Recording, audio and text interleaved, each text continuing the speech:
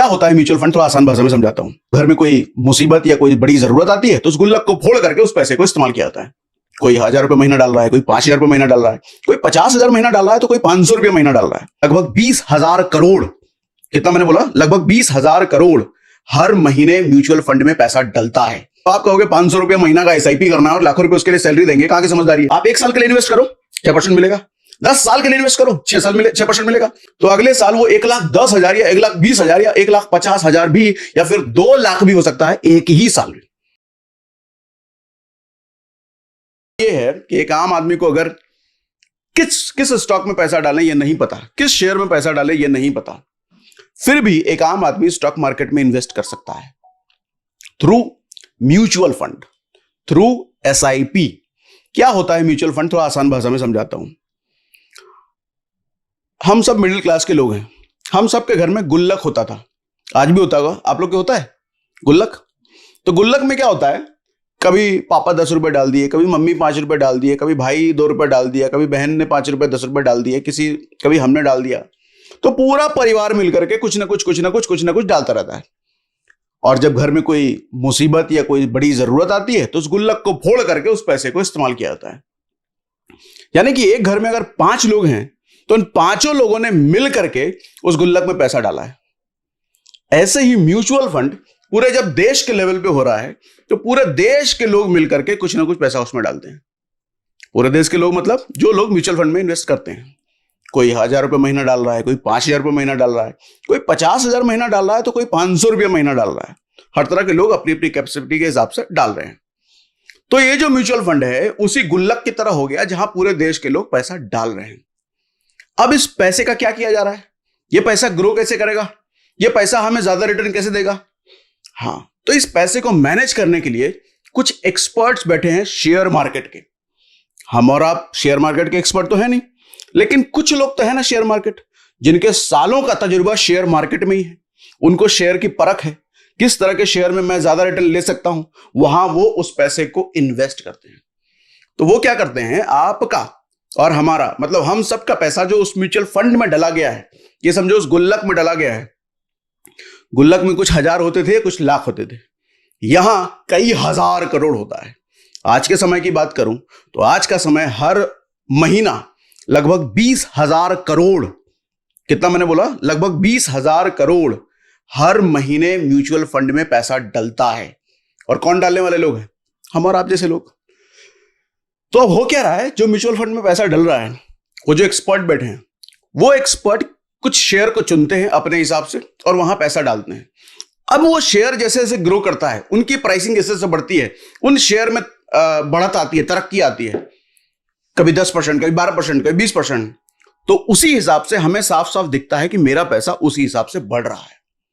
ठीक है, यानी कि एक चीज समझिएगा, अगर आप पूछते हैं या हम पूछते हैं कि कितना रिस्क है, तो सर हम और आप डायरेक्टली शेयर मार्केट में पैसा नहीं लगा रहे। डायरेक्टली हमारा पैसा जा शेयर मार्केट में रहा है, लेकिन हम और आप शेयर चुन नहीं रहे हैं।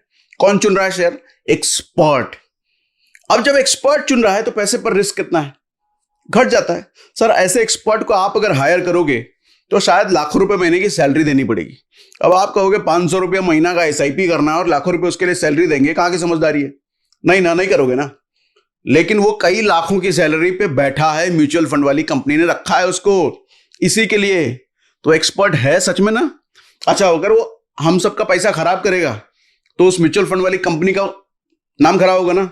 मान लो आईसीआईसीआई म्यूचुअल फंड कंपनी है, एसबीआई है या एक्सिस है, इतनी बड़ी बड़ी कंपनियां जब म्यूचुअल फंड चला रही हैं, तो अगर वो अच्छा रिटर्न नहीं निकाल के दे पाएंगी, उनका नाम खराब होगा। तो अब उनकी जिम्मेदारी बन जाती है कि अच्छे म्यूचुअल फंड एक्सपर्ट को वो रखें ताकि लोगों को पैसा बना के, लोगों को पैसा कमा के दें। अब ये उनकी जिम्मेदारी है। तो कितना रिस्क बन जाता है, रिस्क फिर घटता चला जा रहा है। हम देख रहे हैं बहुत बड़ी बड़ी कंपनियां हैं, एक्सपर्ट हैं, तो हमारे पैसे पर रिस्क घटता चला जा रहा है। अब यहां पर एक चीज समझिएगा, म्यूचुअल फंड में ना ड्यूरेशन का बहुत गेम होता है। जैसे एफडी, आप अगर आपको 6% मिल रहा है, आप 1 साल के लिए इन्वेस्ट करो 6% मिलेगा, 10 साल के लिए इन्वेस्ट करो 6% मिलेगा, 20 साल के लिए करो 6% मिलेगा। समझ रहे हो? यानी कि आज अगर 1 लाख रुपए डाला है तो अगले साल आपका 1,06,000 हो जाएगा। म्यूचुअल फंड में ये खेल नहीं है। म्यूचुअल फंड में अगर आप 1 साल के लिए म्यूचुअल फंड कर रहे हो सकता है -5% मिले, मतलब आपका 1 लाख घट के 95,000 हो जाए। 1 साल के लिए अगर कर रहे हैं तो पॉसिबल है।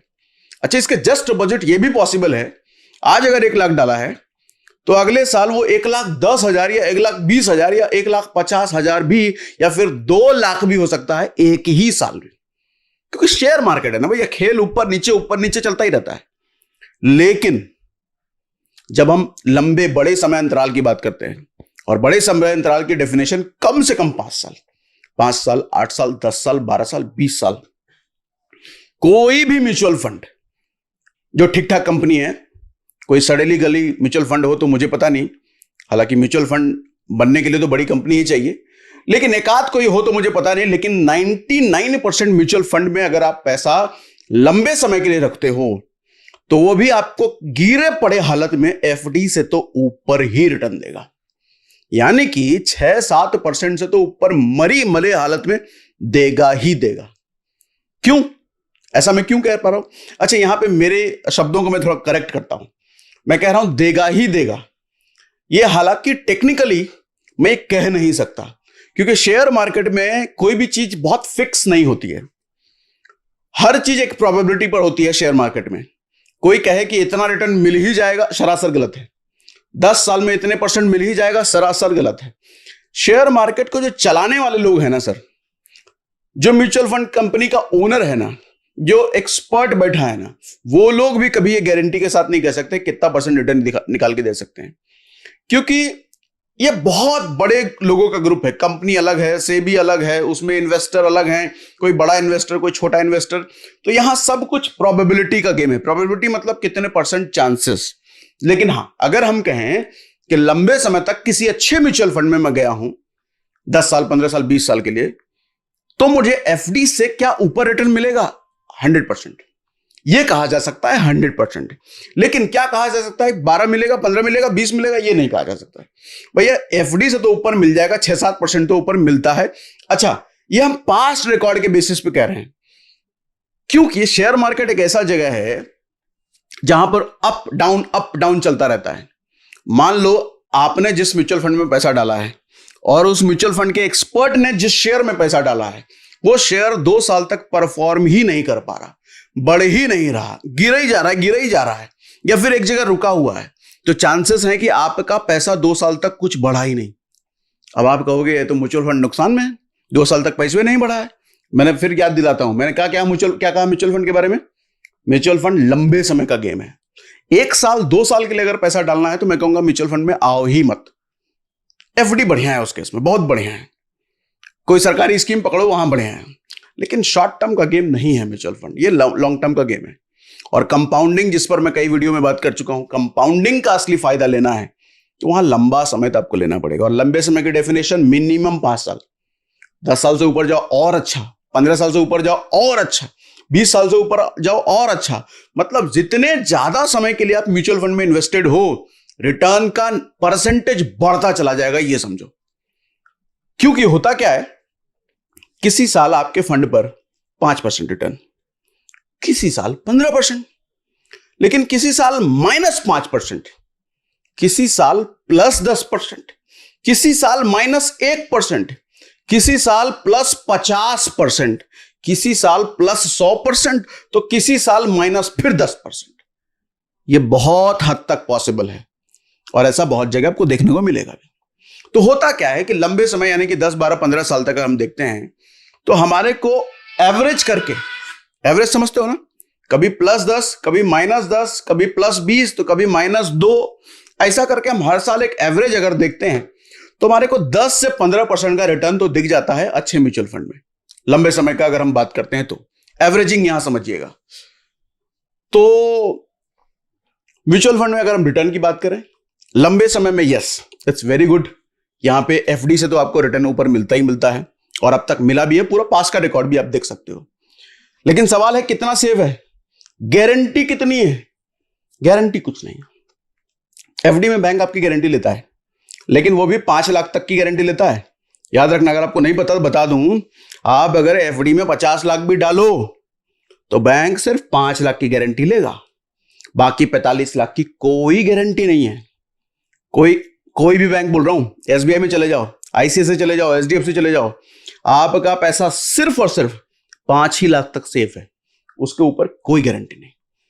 शेयर मार्केट में कोई गारंटी नहीं, पहले दिन से कोई गारंटी नहीं। म्यूचुअल फंड वाले कहते भी है ना, सब्जेक्ट टू वो रिस्क विस्क पता नहीं क्या बोल के निकल जाते हैं। रिस्क है, बिल्कुल है, लेकिन अगर लंबे समय के लिए आप इन्वेस्टेड हो तो ये सेफ है कहा जा सकता है।